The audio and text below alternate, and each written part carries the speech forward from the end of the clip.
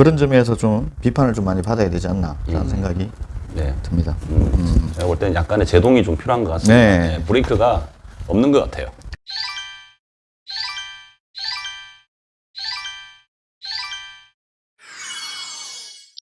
안녕하십니까. 광명 뚱TV가 한 주간의 광명시 이슈를 전하는 위클리 광명 정보통.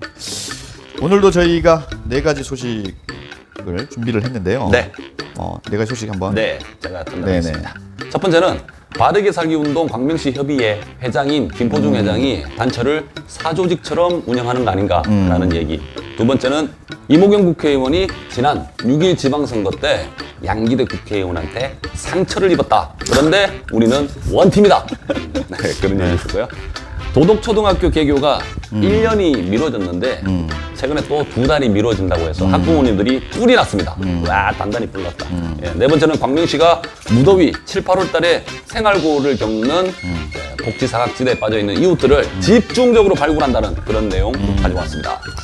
그럼 먼저 이 바르게 살기 김포중 회장 관련된 얘기를 한번 나눠보도록 하겠습니다. 네. 지금 이제 바르게 살기 이제 광명시 협의회는 이제 자문위원이 한 7분 정도, 정치인 분들도 있고 뭐 기업하시는 분도 있고 한데 최근에 이제 위원장이 이제 그만하겠다라고 해서 이제 새로 이제 자문위원을 구축하는 과정에서 문제는 기존에 있는 분들한테 미리 얘기를 해서 하실래요, 안 하실래요 얘기도 안 하고 지방선거를 전후로 해서 정치인들 4분한테 이렇게 연락을 취해서 하실래요라고 미리 물어봤는데 문제는 더불어민주당 도의원, 시의원들만 4명한테 연락을 했고 양기대 쪽 2명과 그렇죠. 이모경 쪽 최측근 2명.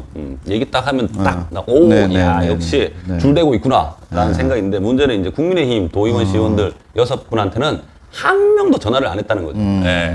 그래서 이제 내부적으로도 이제 이 문제를 이제 얘기하는 사람들이 이제 그런 거죠. 이제 간부였는데 아니 이러면 안 된다. 형평성이 어긋난다. 그러니까 국민의힘 도의원 시의원들한테도 연락을 해라라고 이제 내부적으로도 문제가 제기됐고 그렇게 해서 이제 이 문제가 불거졌습니다. 그렇죠. 네. 바르게 살기라는 이 단체가 관변 단체고, 그래서 이제 시에서 예산도 지원받죠.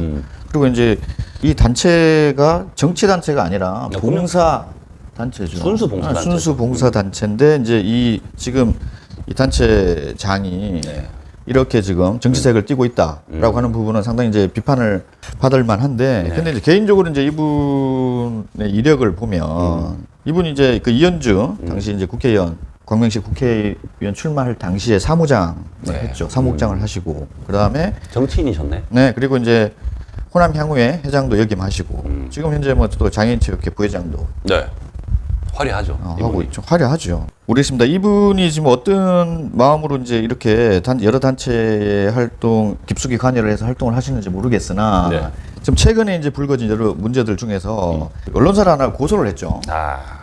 그래서 언론사 고소를 했는데 이제 결과가 이제 무혐의로 나왔는데 이제 지가 비판하고 싶은 것은 언론사들끼리 싸움이 불거졌는데 거기에서 이제 특정 언론사 편을 들고 그렇게 싸움을 부추기고. 그러니까 이제 저는 이제 조정자 역할을 해야 되지 않나라고 하는 분이 이렇게 특정 언론의 편을 들어서 그 싸움을 부추기는 저는 이게 되게 꼴사나운 추태라고 저는 생각을 하고. 맞습니다. 그러니까 이분이 왜 이렇게까지 그러면 하냐 보면 저는 이제 그 과거의 호남향후회 회장으로부터 시작된 이 사람의 이력이 상당히 본인이 이제 권력이라고 생각을 하고 또 상당히 또 권력 지향적인 인물이죠. 그래서 이제 저는 작년에 향후에 어떤 관계자분한테 김포중 회장이 이번 지방선거에서 도의원 비례로 간다라는 얘기를 들은 적이 있는데 결국은 무산된 것 같고 그래서 저는 여러 이력을 거쳐서 지역에 상당히 좀 영향력 있는 인물이지 않습니까? 그렇죠. 그리고 또 봉사활동 단체도 지금 이끌고 있으신 분이면 좀 더 자세를 낮추고 겸손하게 그렇게 생활을 하셔야 되지 않나라는 생각이 들고 그런 점에서 좀 비판을 좀 많이 받아야 되지 않나라는 생각이 듭니다. 제가 볼 때는 약간의 제동이 좀 필요한 것 같습니다. 브레이크가 없는 것 같아요. 그렇죠. 제가 봤을 때는 뭐 그죠. 정치를 하고 싶은데 못 하니까는 단체를 이용해 가지고 지금 현재 자문위원을 구축하려고 했던 연락하는 사람들도 다 국회의원들의 최측근들이니까 그 힘을 좀 이렇게 받아서 저는 뭐 과시용도 있다고 보고. 네, 저는 그래 보고 있습니다. 내가 이 정도 된다. 네. 라고 하는 그런. 나 이런 사람이요? 그지. 본인을 과시하는 게 제일 큰 이유가 아닐까. 네. 그래서 저는 다시 한번 말씀을 드리지만 좀 더 겸손한 자세로 단체를 이끌어 가셨으면 좋겠다. 네. 라고 그렇게 마무리 네. 하고 싶네요. 네. 단체가 바르게 살긴데 좀 바르게 사십시오, 김포중 회장님. 네. 자, 두 번째. 네. 이모경 의원이 7월 11일 날 이제 간담회를 했습니다. 참석을 했는데 지방선거 대선에 대한 어떤 얘기를 언론인들부터 듣고 싶다라고 해서 좋은 자리였습니다. 예, 그런데 이제 그 과정에서 지난 지방선거에서 가장 큰 이슈는 박성원 시장의 컷오프 아니었습니까? 그렇죠. 박성원 시장의 컷오프고 그 이후에는 이제 그 시의장 선거 네. 과정. 네. 크게 이제 두 가지인데 네. 저는 이 제목이 어쨌든 이 지금 이모경 의원의 멘트를 제목으로 저희가 달았잖아요. 네. 저는 이게 뭐 신 줄 알았어요. 역설법이야? 한어법이야? 이게 뭐야? 이게 저는 이게 어법에 전혀 안 맞는 상처는 받았지만 그래도 우리는 원팀. 야. 하고 싶은 얘기는 원팀이 아니라 난 너 때문에 상처받았어. 그쵸. 이거죠. 저 뭘 좀 읽어달라고 하는 것 같은데 행간의 의미를. 뭐 전체 내용에 대한 부분은 지난 선거 과정에서 그죠. 네. 뭐 양희대 의원이 약속을 지키지 않고 박성원 시장이 컷오프가 됐다. 그게 핵심인 거죠. 네, 원래는 이제 양기대 의원하고 이몽경 의원이 만나서 시장 후보들은 이제 그때는 이제 네 분이었어요. 김기춘 의원 전 의원이 이제 사퇴하기 전. 그래서 네 명을 경선을 시키자라고 오케이가 됐는데 그래서 경선할 줄 알았는데 갑자기 박성원 시장이 컷오프가 되면서 그때 충격을 너무 많이 받았답니다. 양기대 의원이 왜 저랬지? 약속은 어디로 갔지? 마상? 이번 지방선거가 양기대 의원하고 이모경 의원 대리전이었죠. 이모경 의원이 파워에서 양기대 의원을 누른 그런 결과죠. 결과론적으로는 그래 됐죠. 양기대 의원이 졌죠. 이모경 윈. 근데 이제 되게 마음이 이제 본인도 그러다. 지금도 이제 시의회 의장단 구성 과정에서 이제 갑과 을이 계속 싸우는 걸로 지금 비춰지는 거에 대해서도 본인은 이제 본인 개인적인 얘기는 그렇죠. 그 국회의원들한테 좌지우지 되지 말고 본인들이 이렇게 잘 해라라고 얘기하는데 계속 갑을의 이제 그 양기대 이모경 싸움으로 계속 비춰지는 것에 대해서 많이 억울해하더라고요. 이모경 의원 정치인 다 됐네. 그런 것 같더라고요. 아니 이렇게 하면 안 되지. 본인 뒤에서 다 좌지우지 해놓고 뭘 이런 얘기를 해. 아니 뭐 시의장 선거 과정에서도 얼마 전화를 많이 하고 또 그 과정에서도 또 모 전직 국회의원이 전화를 해서 조율을 하려고 했으나 이모경 의원이 뭐 이번에는 내 뜻대로 하겠다라고 이렇게 의견을 피력했다고 그런 얘기도 제가 전에 들었는데 저는 이모경 의원이 기자간담회를 왜 했는지를 모르겠어요. 저는 긁어서 부스럼을 만든 게 아닌가라는 생각이 드는데 개인적으로는 그래도 국회의원으로서의 역할은 상당히 좀 충실하게 하고 있지 않나. 네, 잘하고 있다고 생각합니다. 그렇게 저는 생각을 해서 2년 후에 꼭 재선이 되셨으면 좋겠다. 네. 그래서 지역에서도 그 50만 시대를 준비하는 광명시에 더 큰 원동력이 좀 됐으면 좋겠다. 라는 그런 생각을 하고 있습니다. 그렇게 또 마무리해 주시는 네네. 거예요. 이몽경 의원님 파이팅입니다. 자, 그럼 세 번째 얘기 한번 해볼까요? 네. 도로초 개교 지원에 관련된 얘기. 네. 네. 어제였죠. 네. 오늘은 이제 15일이고 어제 네. 14일 날 네네. 지금 이제 철산 7단지가 이제 그 롯데캐슬, SK뷰 크레스티지 이쪽에 1,300세대가 지금 올해 이제 입주를 했는데 거기에 학생들이 초등학생들이 한 180명. 근데 이 학생들이 원래는 당초 예정대로라면 올해 3월 달에 도덕초에 이렇게 가서 학교를 공부를 해야 되는데 작년에 이제 공사가 지연이 되면서 1년 연기가 됐죠. 예, 그랬는데 최근에 또 이제 노조와의 갈등, 조합하고 그런 갈등이 빚어져 가지고 공사가 또 3개월 정도 이제 공사 중단돼 가지고 또 내년 3월이 아니고 5월 달에 또 이제 개교한다는 얘기가 들려 가지고 학부모님들이 어제 한 100분 정도가 가서 항의를 했습니다. 공사장에서. 진짜 이 학부모님들이 네. 참 이게 너무 화가 날 얘기죠. 이게 진짜 2022년 3월에 개교를 한다고 해서 그렇게 입주를 했는데 네. 막상 입주를 하고 보니 근처에 있는 좀 멀리 떨어져 있죠, 그죠? 강성초, 북초, 네. 그다음에 동초, 동명동초. 가깝지 않아요. 아이들이 애들 걸음으로는 그죠? 멀죠. 등교하기에는 상당히 먼 거리인데 또 이렇게 해서 분산을 해서 이제 아이들이 또 등교를 하게 됐는데 네. 그래서 이제 한 1년을 또 기다렸죠. 네. 1년을 기다리고 있는 과정에서 내년 3월에도 개교가 불투명하다라는 얘기가 들리니 얼마나 부모님들이 많이 화가 났겠어요. 그렇죠. 아이들이 지금 자기 학교도 아니고 더부살이 하고 있지 않습니까? 그렇죠. 네. 좀 그리고 또 그 학교들은 또 과밀 학교가 돼버렸고. 그러니까 자기 학교를 가야 되는데 이거 어른들 때문에 아이들이 힘들어졌습니다. 그래서 이제 내용을 조금 들여다보면 네. 그 2022년 올해 3월에 개교를 못한 이유가 있었죠. 네, 작년 3월에 공사가 시작됐는데 공사를 하다 보니까 시공 도면에서 누락된 파일, 말뚝 공사가 발견되고 또 이제 땅을 파보니까 폐기물이 나오고 그럼 이거를 공사비가 더 드니까는 누가 내냐?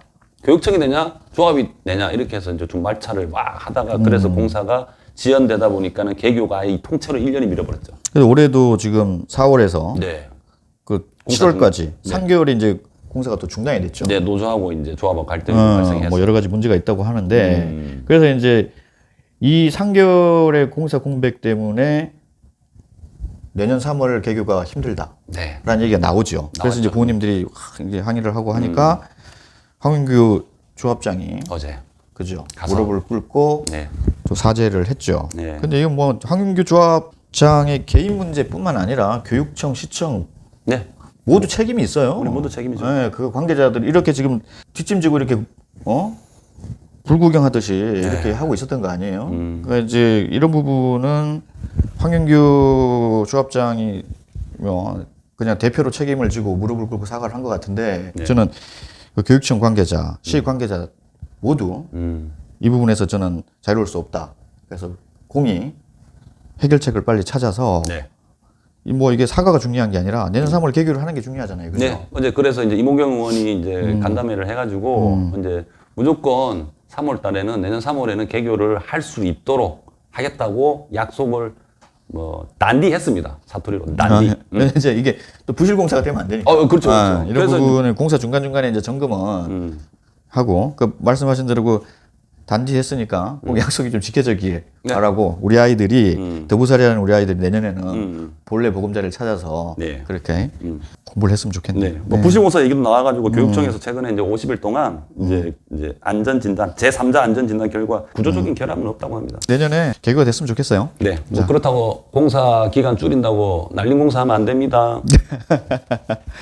저희가 한번 두 눈 똑똑히 한번 쳐다보겠습니다. 알겠습니다. 네. 마지막 소식이 광명시 생활고 겪는 복지사각지대 7, 8월에 집중 발굴하겠다라는 네. 소식이죠. 네. 전해주시죠. 무더운 여름에 이제 그런 사람들이 있대요. 전기료를 못 내가지고 선풍기도 못 돌리고 야, 단전, 단수, 뭐 사회보험료 체납 이런 이런 사람들 진짜 있지 않겠습니까? 있겠죠. 예, 이런 사람들을 이제 광명시에서 적극적으로 7, 8월 달에 찾아 나서서 예, 발견이 되면은 바로 지원하고 이렇게 TF팀도 구성을 해서 신속하게 발굴하고 지원을 할 수 있도록 이렇게 한다는 이야기입니다. 그 전에 발굴해서 더위 올 때 미리 바로 시행을 하면 안 되나? 아니, 평소에도 이제 동사무소 이제 행정복지센터에서 이제 복지사들이 다 하고 있는데 그때는 이제 평상시에 하다가 집안에는 더 열심히 뛴다는 거죠. 그래서 이제 태스크포스 팀 만들어서 네네네. 이렇게 하겠다.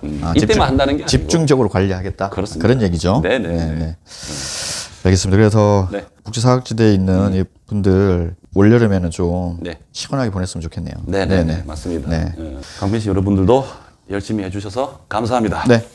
저희가 이번 주부터는 네. 구인구직 저희가 이제 준비를 했습니다. 네. 구인구직단을 준비를 해서 자료 화면으로 저희가 나갈 텐데 네. 몇 가지만 저희가 이제 소식 전해주고 네. 그리고 이제 그 지역에서 구인구직을 원하는 그런 업체나 또 그런 분들이 있으면 이메일로? 이메일로 보내주시면 저희가 다음 주 방송에 또 반영을 하겠습니다. 네. 네. 근데 이제 이게 예, 오늘 준비한 거는 이제 시간이 정해져 있기 때문에 알려드리지만은 이게 빨리 뽑히면은 또 금방 이제 채용 공고가 이제 없어지거든요. 그러니까는 좀 신속하게 이제 이걸 아시면은 좀 빨리빨리 이렇게 연락을 빨리 해서 하셔야지. 본인이 능동적으로. 그렇죠. 빨리 움직여야죠.